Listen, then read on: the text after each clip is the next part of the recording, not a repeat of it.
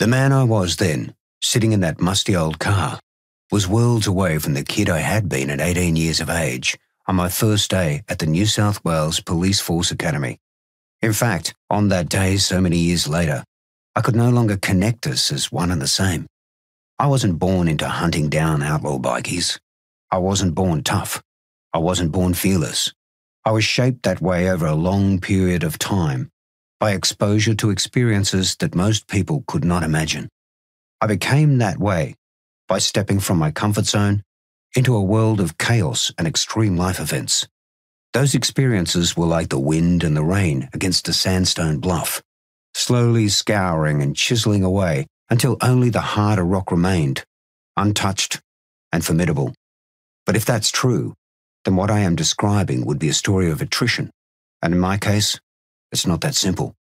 My journey to that point in time on High-Tech Drive, Coffs Harbour, is only partly a story of attrition and ultimately consequence, but it is also a story of the most amazing personal growth. My brother, sister and I grew up in a small 3-bedroom weatherboard house in the Lake Macquarie suburb of Valentine, part of the New South Wales Hunter region and the city of Newcastle. Jason was born when I was 3 years of age, and my sister Katie when I was nearly 6. Our dad, an engineer who had emigrated from Scotland as a young child, was the family breadwinner for most of our formative years. Mum had given up work shortly before I was born, about the same time man first stepped foot on the moon.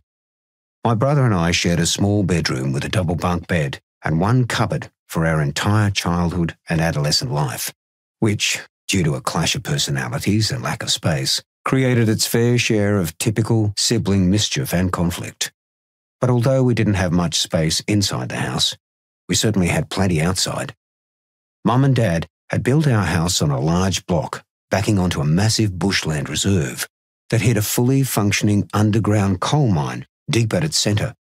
There were bush tracks to ride our bikes on, trees to climb, forts to make, and wars to fight in that bushland playground of ours. On weekends, Mum would only see us when we came home for lunch, and then we'd be off again until dark. We were always dirty, always hurting ourselves, and always having fun. It was a time when parents felt comfortable allowing their kids to run far and wide with minimal supervision and concern.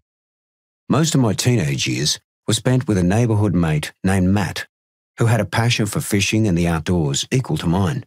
Some of my best memories are of Matt and me strapping our fishing rods or spear guns to the frames of our push bikes, loading backpacks with equipment, and riding through kilometres of bush tracks to the lake foreshore at Green Point.